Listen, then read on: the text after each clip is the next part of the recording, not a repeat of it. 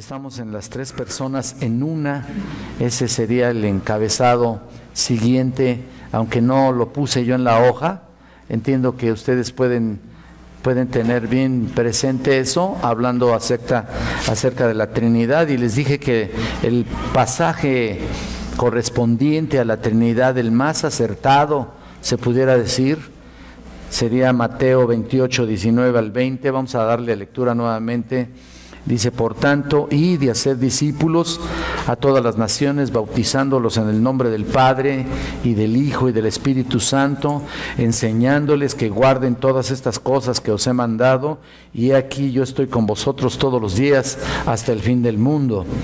¿Se acuerdan ustedes? Estas son las palabras de despedida, un pequeño repaso no solamente de nuestro Señor Jesucristo aquí, que acabamos de leer. Muestran la fórmula, por decir así, bautismal, el sentido correcto de lo que es un bautismo para todas las personas que se han bautizado, por supuesto, y las que se van a bautizar. No me refiero que tengamos una fecha específica para tener bautizos en esta iglesia, que en realidad ya hace falta, ¿no?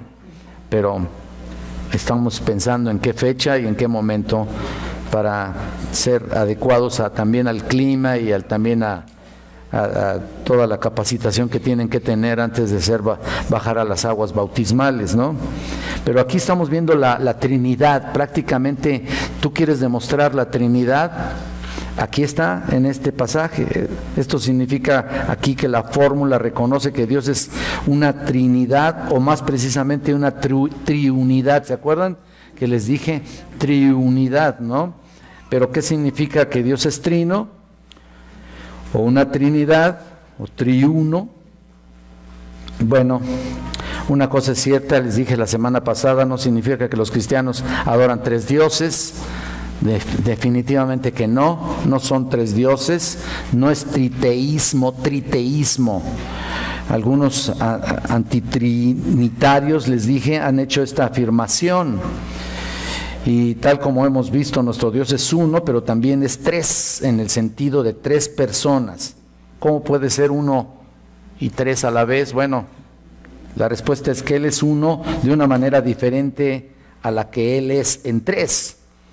¿Se acuerdan que les hablaba yo que cada persona de la Trinidad tiene diferente función en particular, aun cuando tienen el mismo poder y pueden hacer las mismas cosas en las tres personas de la Trinidad? Pero definitivamente que cada persona de la Trinidad elabora, o mejor dicho, lleva a cabo una obra determinada hacia el mundo y hacia nosotros.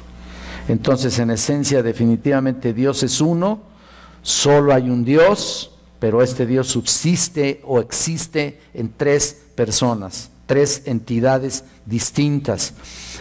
Y dijimos que tampoco significa que Dios sea uno, pero meramente se manifiesta de tres modos o maneras en tiempos diferentes. Algunos falsos maestros han dicho que el Padre es el Hijo. ¿Se acuerdan que les dije que el Padre es el Hijo y que el Hijo es el Espíritu Santo? Y realmente esto no es así, ¿no? Porque realmente el que me ha visto a mí, ¿se acuerdan? Que Jesucristo dice, ha visto al Padre. Nunca tomó la personalidad del Padre en particular, aunque también es Dios, ¿no? Y bueno, en ese sentido, recuerdan que Jesucristo estuvo sometido bajo la voluntad de Dios Padre. Él nunca actuó por sí mismo, por querer actuar y salirse de los parámetros de la Trinidad. ¿Se acuerdan ustedes que si es posible, pasa de mí esta copa, pero no se haga mi voluntad, sino la tuya, ¿no? Ahí está. Entonces, la palabra Trinidad es simplemente la derivación en español del término latino trinitas, acuñada en el tercer siglo. Una palabra tal como triunidad hubiese sido aún más precisa, pero es demasiado tarde para alterar este término. Les dije que lleva 17 siglos en uso. Entonces, el Antiguo Testamento, como hemos visto, acentúa la unidad de Dios. Aún así, de todas maneras, la palabra hebrea para uno que se usa para Dios no significa una unidad absoluta, numérica y solitaria, sino algo unido.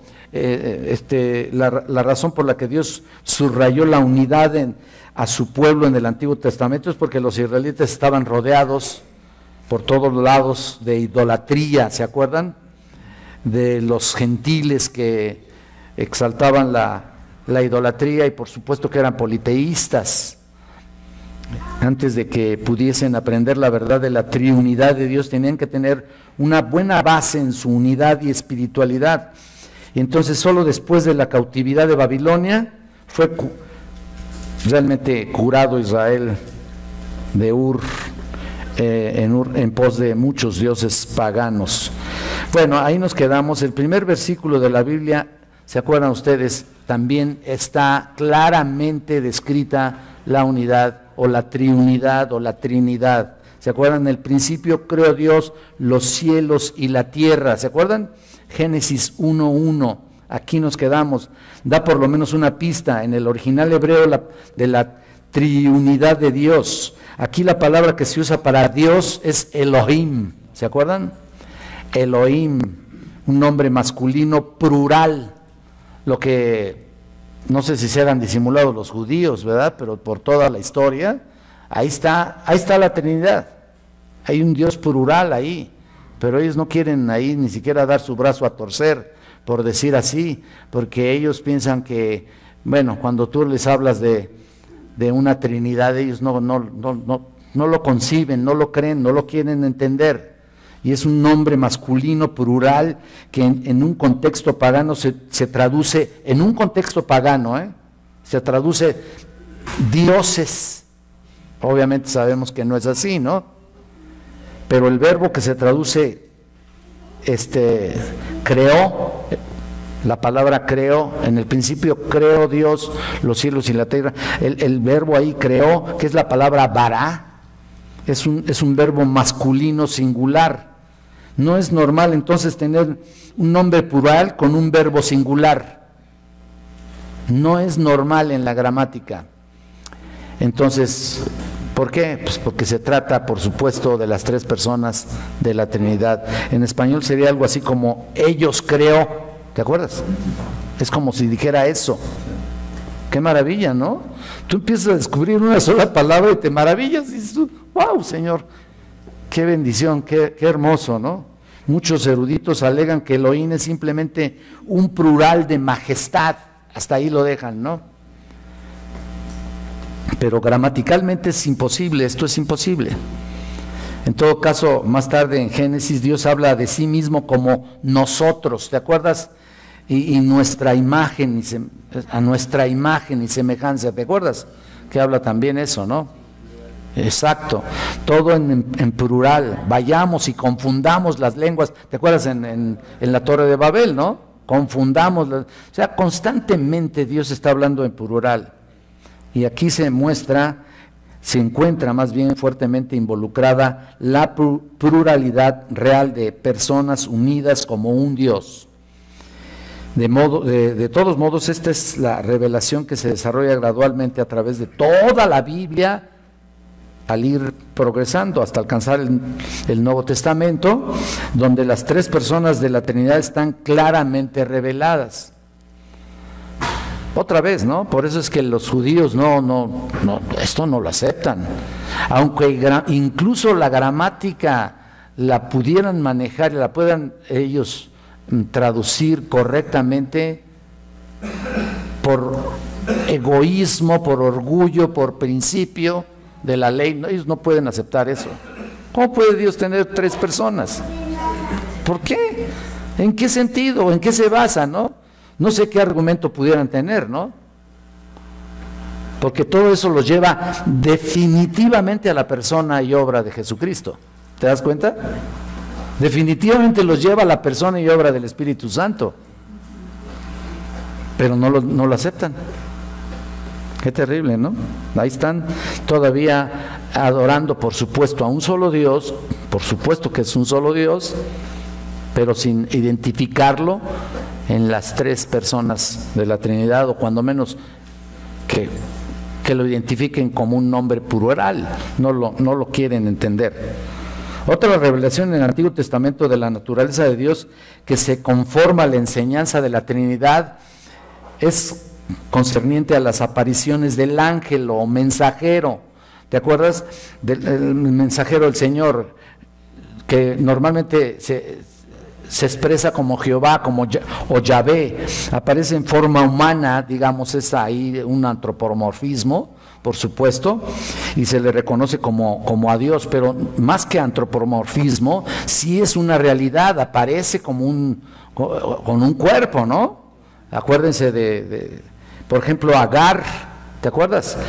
Lo vio y lo identificó como el Dios que le veía, ¿no? En Génesis 16, del 7 al 14, Agar.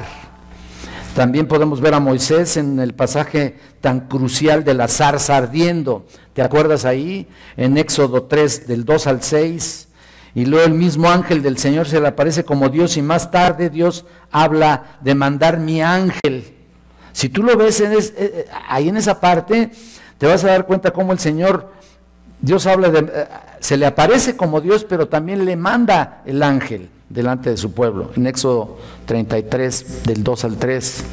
Entonces, Oseas también incluso escribe de Jacob que luchó con Dios, ¿te acuerdas? Luchó con Dios o con el ángel, luchó con Dios mismo, ¿no? Pero estaba en realidad con un ángel, ¿no? Una angelología muy clara, pero también una teofanía, gracias. Yo que tengo aquí, mi consejero constantemente me dice, cuando me está diciendo, no se te va a olvidar, ¿eh? Es su apuntador. Es mi apuntador, ya dijo Blanquita que es mi apuntador. Bueno, ok. Entonces ahí está, constantemente Dios está manifestándose de esa manera y por supuesto hablando con claridad acerca de su aparición como un ángel y a la vez como Jehová. Entonces tú dices, ¿cómo los judíos entonces están identificando ahí a un Dios plural? Tampoco lo aceptarían, ¿te das cuenta?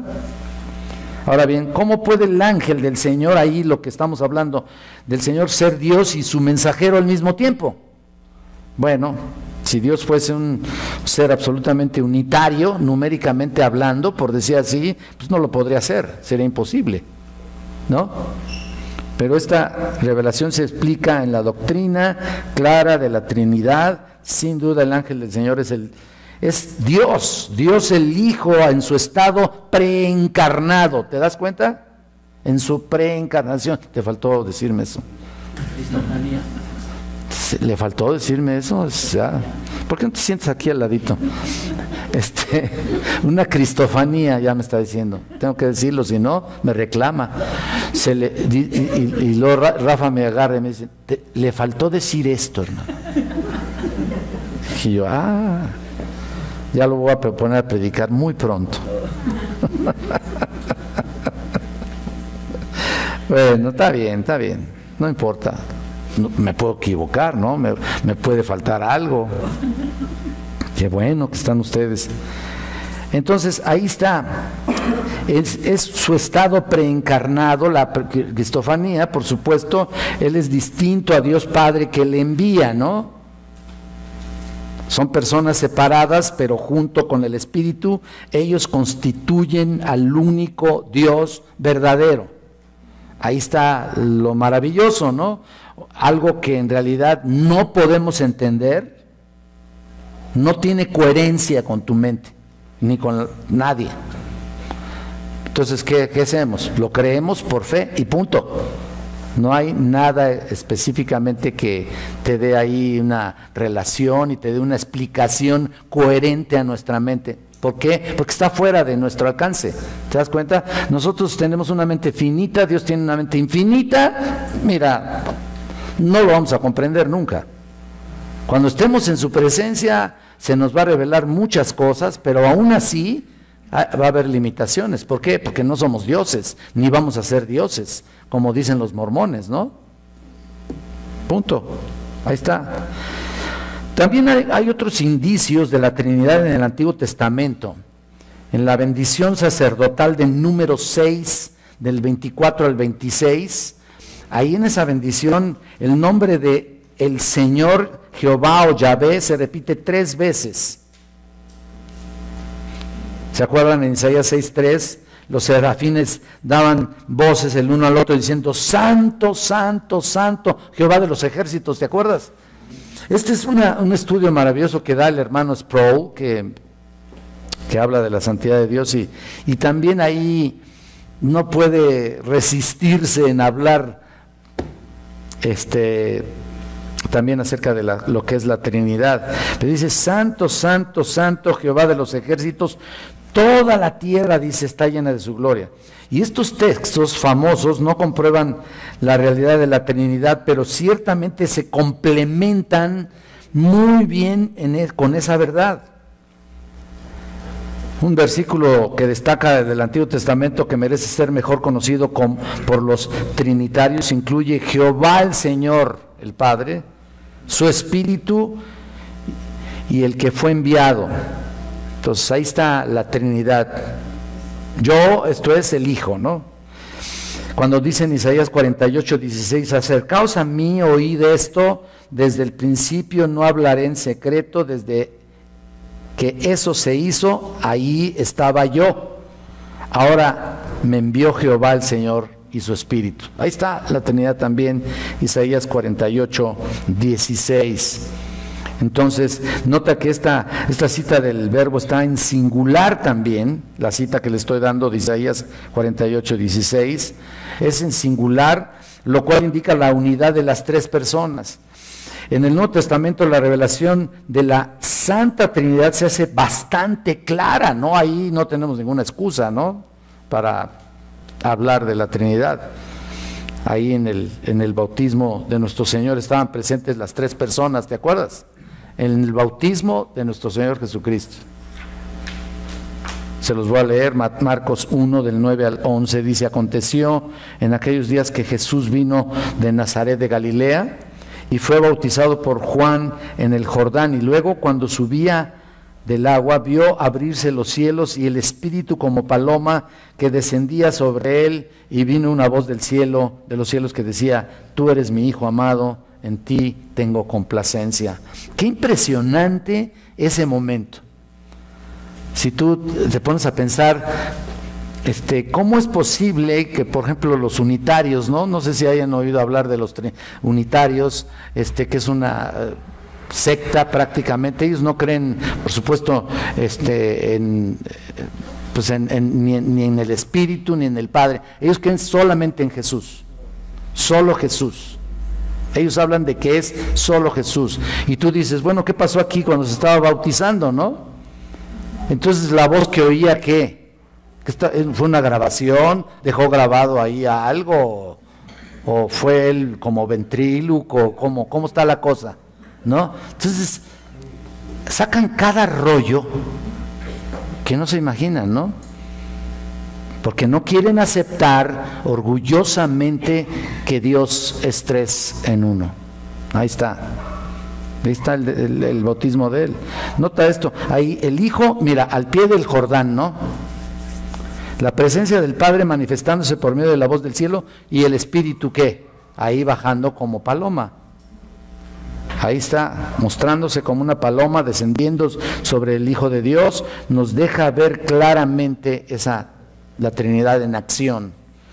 Luego en Gálatas 4, del 4 al 6, también vemos a las 3 personas de la Trinidad trabajando juntas para nuestra salvación, fíjate.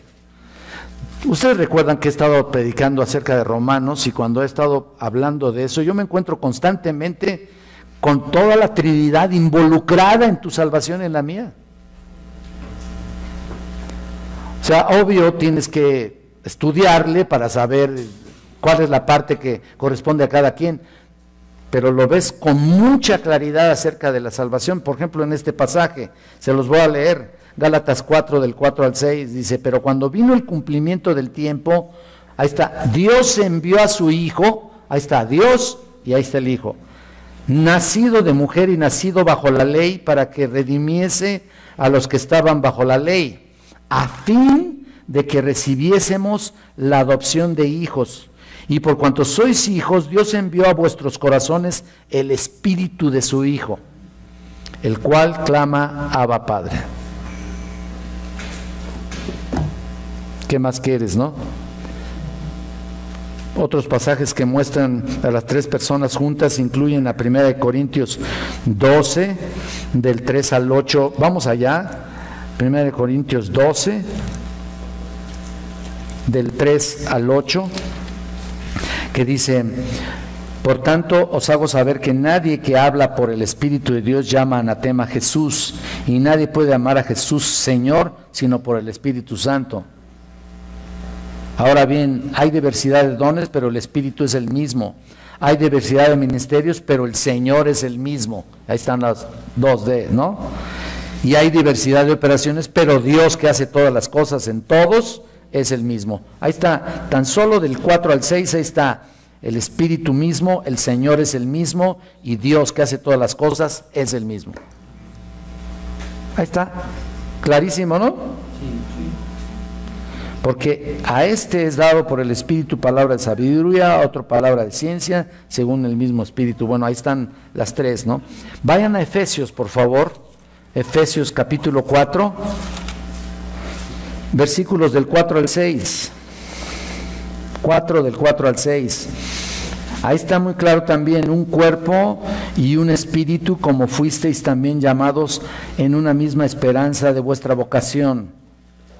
Un Señor, una fe, un bautismo, un Dios y Padre de todos, el cual es Dios, el cual es sobre todos y por todos y en todos. Ahí está el Señor, el Padre, el Hijo, el Espíritu Santo. Ahí está. Y también vayan a 1 de Pedro, por favor, por si todavía, si vienes de esa secta de los unitarios, pues aquí se te aclare perfectamente bien la memoria y el oído, lo tengas muy bien, muy abierto para que escuches esto. 1 de Pedro, capítulo 1, versículo 2, dice: elegidos según la presciencia de Dios, está Dios Padre, en santificación del Espíritu, para obedecer y ser rociados con la sangre de Jesucristo, gracia y paz os sean multiplicados. ¿Lo estás viendo? Clarísimo. Así que todos estos pasajes que le estoy dando son muy importantes entenderlos claramente y relacionarlos cuando quieres hablar de la Trinidad. Por supuesto, ya les dije, y creo que se los comenté cuando estábamos en 1 de Pedro, acá en 1 de Juan, les comenté que ese pasaje no lo usen. Obvio que tú no altera, por supuesto, en nada en cuanto a los parámetros de, digamos, de indicación, o mejor dicho, de enseñanza. No lo altera, porque es verdad. Ahí dice claramente: porque tres son los que dan testimonio en el cielo, el Padre, el Verbo y el Espíritu Santo, y estos tres son uno. No lo uses, porque los testigos de Jehová, mira, lo tienen, pero eso no está en los manuscritos más antiguos. Fíjate, ellos lo saben, y muchos creyentes no lo saben y lo utilizan. No lo utilices. Ya les dije que porque tres son los que dan testimonio en el cielo. Hasta ahí está correcto. Y te tienes que trasladar hasta el 8, donde dice el agua, el espíritu, el agua y la sangre, y estos tres concuerdan. Hasta ahí. Toda la parte del 7 y parte del 8 no está en los manuscritos más antiguos. Lo dice cualquier Biblia. O sea, no es necesario ni siquiera que vayas a la Biblia de Stuart MacArthur. Cualquier Biblia te va a decir: este pasaje no está en el manuscrito más. Miren, hay muchos pasajes que no están en los manuscritos más antiguos, pero no quiere decir que altere. No creas que tienes aquí mentiras en la Reina Valera. De hecho, la Reina Valera es la que tiene más, por decir así. Pero no altera el concepto de Dios, no altera el significado de las Escrituras. No es algo que sea una herejía, Si fuera así, pues definitivamente ni siquiera la Reina Valera lo tocaría, pero no es así, o sea, está ahí para darte una enseñanza también. Es como si un maestro interviniera, ¿no? Como si un comentarista dijera algo en particular. ¿Por qué puso aquí Juan esto? ¿Por qué lo puso? Bueno, mira, acuérdate que los que escribían o que los que se les fue revelada, exhalada la palabra de Dios, pues obvio, a veces ellos podían estar escribiendo y a veces también tenían escribientes, ¿no? Como secretarios, pues. Como cuando vienes al estudio y la esposa está escribiendo todo el estudio y tú no escribes nada, ¿no? Tienes tu secretaria. Digo, a veces se percibe más o menos. No estoy echando a nadie, ¿no? Pero ese es el asunto. Y entonces alguien incorpora ese texto y seguramente estaba en los manuscritos y al calce ahí a un ladito al margen, pum, pusieron ese punto y lo integraron más adelante. En fin. Perdón, en ese mismo pasaje de 1 de Juan 5, en el 8, vamos, en donde empieza con el Espíritu, y el 9 también está la Trinidad. Sí, o sea, obvio que también ahí aparece con mucha claridad, ¿no? Ahí está el Espíritu y luego también, por supuesto, ahí está el 9, en el 9 está el Hijo y en el 10 está el Dios, o sea, Dios Padre, ¿no? Entonces, ustedes recordarán que en su famoso y bello discurso del aposento alto, ¿se acuerdan? Nuestro Señor revela algunas de las relaciones entre las personas de la Trinidad. Dos versículos similares, pero que se diferencian un poco, son el Evangelio de Juan, Juan 14, 26 y Juan 15, 26, que dice así, o sea, les voy a leer el 14, 26, y bueno, ustedes búsquenlo también si gustan, y el 15, 26, el Juan 14, 26 dice, mas el Consolador, el Espíritu Santo, a quien el Padre enviará en mi nombre, Él os enseñará todas las cosas y os recordará todo lo que yo os he dicho. El yo, ahí está la personificación, por supuesto, del Hijo, ¿no? Y luego en el 15, 26 que dice, pero cuando venga el Consolador a quien enviaré del Padre, el Espíritu de verdad, el cual procede del Padre, Él dará testimonio acerca de mí. El mí, acuérdense que hay pronombres personales donde indican claramente la presencia del Hijo, ¿no? Entonces, ahora mira, debido a que la doctrina de la Trinidad es difícil comprender, algunos eruditos de la Biblia han usado ilustraciones yo no estoy muy de acuerdo, han usado ilustraciones de caracteres triples de la naturaleza. No estoy muy de acuerdo porque, acuérdense, bueno, yo estoy dando una clase de teología en el seminario y precisamente no estoy muy de acuerdo al respecto, pero les voy a decir su contenido, ¿no? Lo que yo encontré precisamente en estos comentarios. Relacionan la Trinidad con ilustraciones de la naturaleza, incluso con nosotros mismos, ¿no? Que somos triunitarios nosotros. Cuando decimos que somos espíritu, alma y cuerpo, ¿te acuerdas? Pues eso no es así. Obviamente, si lo crees, bueno, allá tú, no altera absolutamente nada, ni vas a creer en una herejía, ¿no? Si crees que somos tres, correcto. Pero desgraciadamente, para tu información, alma y espíritu se relacionan. El significado, acuérdate, si los que estudiaron conmigo teología, el significado es simple. Somos trinitarios o dipartitos.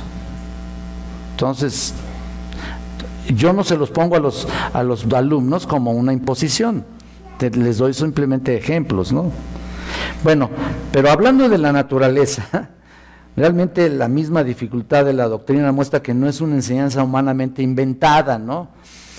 Sino que es una revelación divina que debe recibirse por fe, ¿no? Pero lo relacionan con la naturaleza. A ninguna religión concebida meramente por humanos se le hubiese ocurrido algo así que le parece tan ilógico. Un ejemplo bien conocido de intentar enseñar la Trinidad a través de la naturaleza es el trébol. Bueno, vamos a darles chance. El trébol, para ilustrar el carácter de 3 en 1, ¿no? Bueno, hay otros casos, pero sensacionales, ¿no? Quizá fue la ilustración más atractiva en un tiempo, en su época.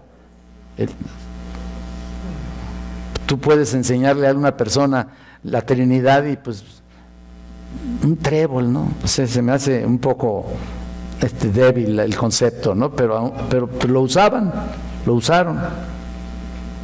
Otras analogías naturales se basan en el espacio, materia y tiempo.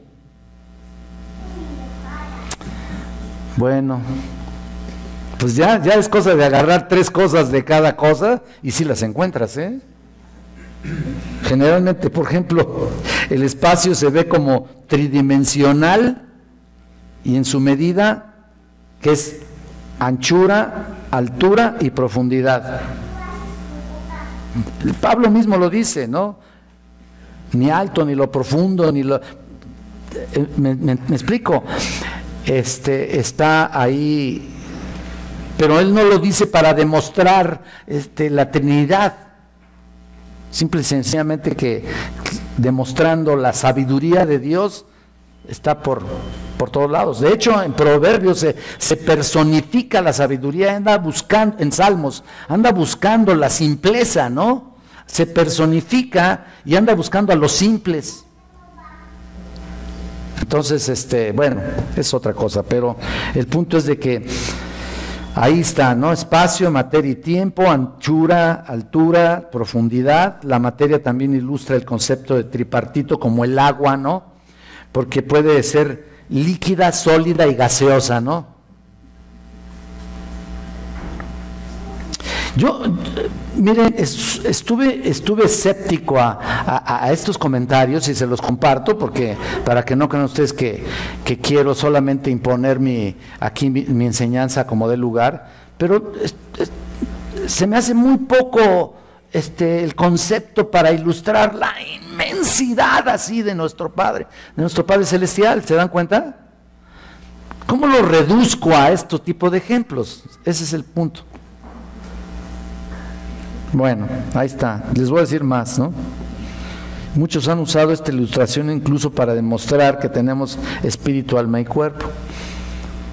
Pero esto no se puede demostrar así. Como les dije, hay muchas fuentes de información para demostrar que el hombre es tripartita o dicotomista. Dicotomista, es decir, estamos hechos de 3 partes o de 2.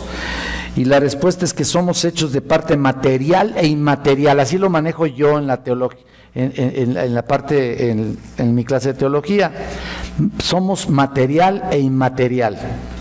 O sea, genéricamente así es. El espíritu y el alma son ¿cómo se llama?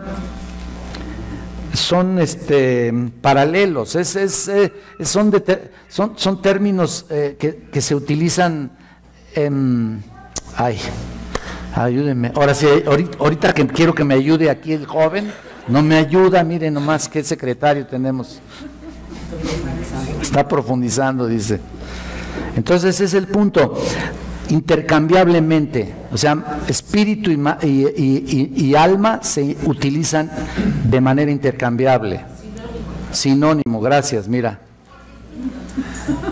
Hermano, ¿qué pasó contigo? Hay que darle oportunidad. Hay que darle oportunidad, dice a otros hermanos, dice ahí. Entonces, somos parte material y somos parte inmaterial. Ya si tú lo quieres dividir la parte inmaterial en 2 personas, bueno, no personas, sino 2 materias, que sería la parte espiritual, ya tú sabrás, ¿no? Pero en realidad, en términos generales, somos hechos de parte material e inmaterial, y no puedes estar hablando de que somos tripartitas. Mira, ahí está el huevo, por ejemplo, cascarón, yema y clara. Ay, por favor. Sí, hermana, pero pues es... y luego lo ponen como el número clave es 3. El número de Dios es 3. Bueno, mira, finalmente Él es múltiple, ¿no? Puede estar y puede hacer cosas grandes y maravillosas y sin embargo hacer muchísimos al mismo tiempo. De hecho así lo hace, ¿no? Entonces ahí está. Incluso también en el tiempo lo divide en el pasado, presente y futuro. Eso está más así como de cuentos, ¿no? Pero ahí está. Lo han usado así. Entonces estas 3 partes de 3 de la naturaleza, aunque son inadecuados para ilustrar a Dios, yo así le puse a mis apuntes porque realmente no, o sea, soy escéptico un poquito al respecto. Al menos dan testimonio, así le puse, indirectamente la expresión de la deidad en la Trinidad. Pero una de las debilidades es que a todos les falta personalidad, ¿me entiendes? Les falta la presencia única de la deidad. Ninguno de esos ejemplos está la presencia de la deidad, ¿no? Entonces, ¿cómo vas a utilizar tantos ejemplos que puedas con tal de demostrar la Trinidad con ejemplos muy débiles? Y ahí está. Agustín de Hipona, en su erudita exposición de la Trinidad, usó 2 analogías que son superiores a las ilustraciones naturales. Él no estaba del todo satisfecho con ellas, pues ni yo también, ¿verdad? Pero estas han sido de ayuda para muchos pensadores cristianos, así que vamos a verlas un poquito. Una de las analogías es que la Trinidad es como, fíjate, hablante, hablado y hablando. Él así los usaba, Agustín de Hipona. Bueno, o sea, el Padre que se presenta como el que envía, la fuente, y el indicador de la Trinidad es el hablante. El Hijo es el hablado, porque es el verbo, ¿te acuerdas? El verbo en sí. No, esto no está descabellado, ¿eh? Esto me gusta más de Agustín de Hipona porque tiene la esencia y la personalidad y por supuesto también tiene la presencia divina ahí de la deidad. Entonces, Él es el verbo, ¿no? Jesús es el verbo, ahí está, el hablado. Y por supuesto esto encaja con Juan 1:1, donde Cristo es la expresión de los pensamientos y es el verbo de Dios para el mundo. Y el Espíritu, aquí va, el agente de la Trinidad activo sobre la tierra, especialmente ahora que Cristo ha ascendido, el Espíritu habló. Entonces, hablante envía, hablado Jesús, y el Espíritu sigue hablando. ¿A través de qué? Mira, a través de la palabra. ¿O no es cierto? ¿Qué pasó cuando los hombres, santos hombres de Dios, dice, hablaron siendo inspirados por el Espíritu Santo? ¿Te acuerdas? Entonces, ahí está el punto.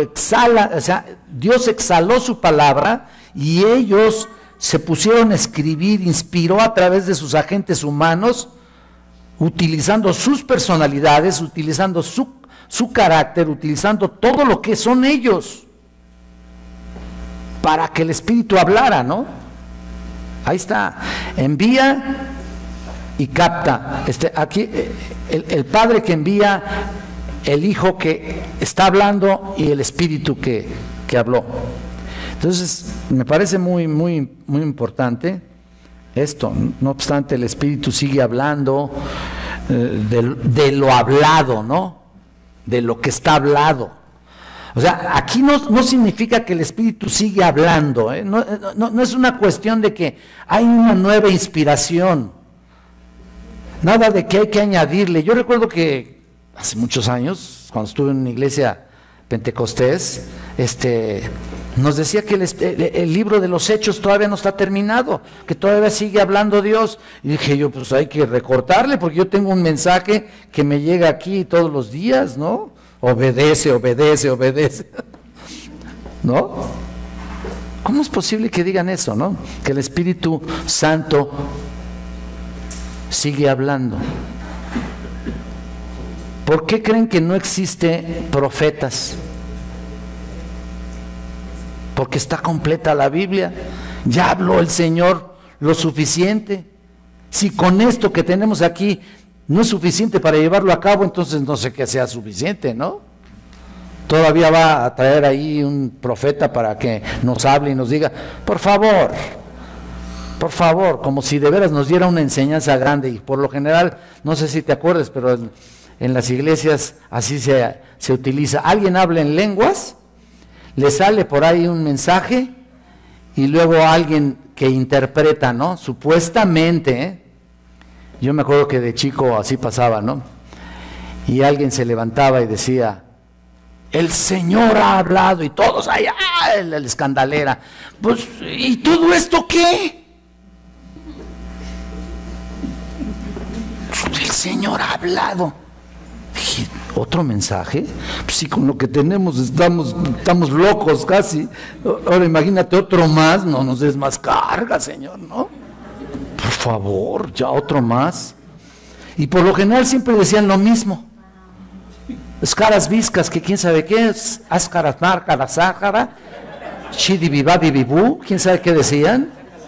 Por favor, ¿quién va a interpretar? Y siempre decían, Dios ha hablado, adórenme a mí o sean fieles. Pues eso lo puedo ver aquí, por favor. Y hasta con una explicación. ¿Ya ves? No andes creyendo ya esas cosas. Ya Dios no habla, Dios no está hablando, ya lo hizo, terminó, se cerró el canon bíblico, ya, nadie le añade, nadie le quita, lo dice al final, Apocalipsis, por favor. Ahora, muchos seguimos enseñando la Escritura, y entonces hablamos lo que ya está hablado. Eso es lo importante. Ahora, la segunda analogía, aunque tiene fallas, es todavía más popular y está basada en la verdad de que Dios es amor. Y Agustín de Hipona, como les dije, un brillante pensador realmente, se preguntaba cómo podía Dios amar en la eternidad pasada, escuchen esto, siendo que no había objeto al cual amar. You got it? Como que creo que estoy más confundido yo que ustedes. No. ¿Cómo es posible que Dios amara en la eternidad pasada, siendo que no había objeto al cual amar? El amor debe tener un objeto, según él. Y el amor perfecto demanda amor por un objeto mutuamente amado. Por ejemplo, el esposo y la esposa pueden amarse mutuamente y ser felices en su amor, ¿no? Pero cuando viene el Hijo, el fruto de su amor mutuo, su amor compartido hacia esta extensión de su amor, es perfeccionada. En el Nuevo Testamento se enfatiza en que el Padre como el que amó, porque el Hijo es el amado. Ahí está el Hijo, el amado, mi Hijo amado, ¿te acuerdas? Este es mi Hijo amado en el cual tengo complacencia. Lo amó. El lazo creativo y activo entre ellos se ve como el Espíritu es amor. Y bueno, eso es lo que él dice, ¿no? Realmente la doctrina de la bendita Trinidad así es una enseñanza únicamente cristiana para aquellos que tenemos el Espíritu de Dios y que podemos entender o podemos cavilar o tenemos las facultades para estudiar y tenemos las facultades también para ponernos de rodillas, orar al Padre Celestial. Señor, ayúdame a entender esto. Yo muchas veces me pongo de rodillas y le digo, Señor, por favor, auméntame las neuronas porque ya se están yendo. ¿No? Y bueno, de todas maneras, irremediablemente las voy a seguir perdiendo, ¿no? Irremediablemente, cuando pasan los años, uno sigue perdiendo la capacidad de un entendimiento correcto, no correcto, sino un entendimiento de retención. Por eso se nos olvidan las cosas. Las llaves no sabes dónde las pusiste. Y si eres distraído, pues peor, ¿no? Pues ya. Olvídate. Aparte del Alzheimer ese que traemos encima, que no nos deja en paz, pues no, pues ya estamos fritos, ¿no? Entonces, ahí está. Le pedimos al Señor que nos ayude profundamente a entender estos aspectos de la Trinidad que no son fáciles, a concebirlos en nuestra limitada coherencia. Entonces, mira, el judaísmo moderno, el islam y el cristianismo liberal, por no mencionar las sectas tanto antiguas como las modernas, rechazan esta gran verdad. ¿Y sabes por qué? A ver, dímelo. ¿Por qué? Ahí está, mira, ¿por qué creen que tengo aquí a Rafa? No, dices que les vas a dar chance que respondan y no das chance. Dice que anda inspirado. Entonces, ¿por qué? A ver, respóndanme ustedes. ¿Por qué no? Allá, ojalá no lo hayan oído, pero ¿por qué no entienden los islámicos, el cristianismo liberal, incluso el judaísmo y todas las demás sectas? ¿Por qué no entienden o por qué no tocan el punto de la Trinidad? Sí lo oyó, hermana, sí lo oyó. ¿No lo oyó? Exacto, el Espíritu Santo es básicamente la guía perfecta. Ahora, déjame decirte, no es porque lo entiendas, que quede claro, sino porque el Espíritu hace que lo creas. Nos ha sido dado. Exacto. Sí, Martita. Sí, lo que pasa es que si Cristo no está en el lugar que tiene que estar en nuestra vida, no podemos tener al Espíritu. Claro. No ser Espíritu, pues no podemos discernir. No, por supuesto. Y es precisamente ellos rechazan a Cristo. Exactamente. Bueno, algunos lo aceptan. El catolicismo romano lo acepta, en cierto sentido, en cierto grado. A los unitarios, que solo Jesús, también lo aceptan. Sí, pero en primer lugar no está Cristo, sino está... No está, en los unitarios está únicamente Cristo. Porque no aceptan lo demás. Punto. No lo aceptan lo demás. La Trinidad para ellos es una locura. Los testigos de Jehová, el Espíritu, pues, ¿cuál? El Hijo no, pues el Hijo es un Dios chiquito, ¿no? Porque es el Hijo, ¿no? Entonces, un gran profeta. Entonces, pero realmente no lo conciben así, y en mucho sentido tiene el hecho de que también hay orgullo en su vida. ¿Qué pasó? ¿Qué decías, Efraín? También los testigos de Jehová, por ejemplo. Sí. Ellos dicen, ¿cómo Dios puede morir? Sí, no. O sea, hay una locura ahí. Que murió fue su carne. Pues sí, claro. Su deidad. Ahí está. Rechazan la deidad absoluta de Dios. Sí creen en un Jesús, unos. Otros sí creen en el Todopoderoso, pero todo lo demás lo rechazan. Y ahí está el punto, ¿no? Entonces la Trinidad está fuera del redil del verdadero cristianismo. Quiero decir, la Trinidad no se entiende fuera del redil del verdadero cristianismo.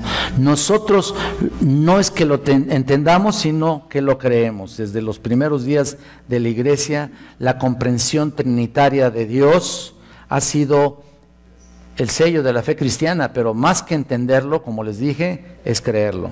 Entonces, la Trinidad no es meramente teología, es como Dios revelado como es realmente Dios en tres personas, bendita Trinidad, hasta lo cantamos, ¿no? Un Dios unitario nunca podrá satisfacer al ser tripartito, si es que nosotros somos tres partes, lo cual no estoy de acuerdo, pero si es que nosotros fuéramos tres partes, nunca podrá satisfacer al tripartito ser humano. Hemos sido hechos a la imagen de Dios, parte de esta imagen, como lo hemos visto, según algunos, es trinitaria. El poeta predicador inglés George Herbert expresó de una manera rica, exquisita estas verdades en estas líneas poéticas. Todo el mundo alrededor no basta para llenar los 3 rincones del corazón, pues aún anhela y ansía. Tan solo la Trinidad que lo creó puede llenar el vasto triángulo del corazón. Voy a terminar con otra clara referencia de la Trinidad en el Nuevo Testamento, de la pluma del apóstol Pablo. Segunda de Corintios 13:14, que dice: la gracia de Jesucristo, del Señor Jesucristo, el amor de Dios, ¿te acuerdas? Y la comunión del Espíritu Santo sean con todos vosotros. Amén. Qué más claridad, ¿no? Ok, vamos a orar. La próxima semana vamos a ver, ya les traigo la hoja, aunque nomás va a estar un título, ¿no? Arriba. Voy a tratar de darles ahí algunas divisiones para que puedan estar ustedes apuntando lo que más puedan. Ok, oremos a nuestro Padre Celestial.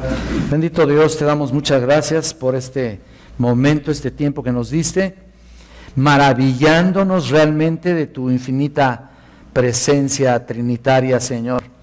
Gracias por ese amor maravilloso tuyo expresado a través de tu Hijo Jesucristo y dejado en nuestros corazones a través de tu Espíritu, a través del Espíritu Santo. Gracias, Señor. Si no fuera por el Espíritu Santo, ¿qué haríamos? ¿Qué haríamos? Estaríamos realmente, Padre, pues fuera de tu voluntad, estaríamos realmente fuera de la salvación si no fuera por el Espíritu Santo, cuando ha sido el sello más claro y en la personalidad de tu Espíritu a nuestros corazones, Señor.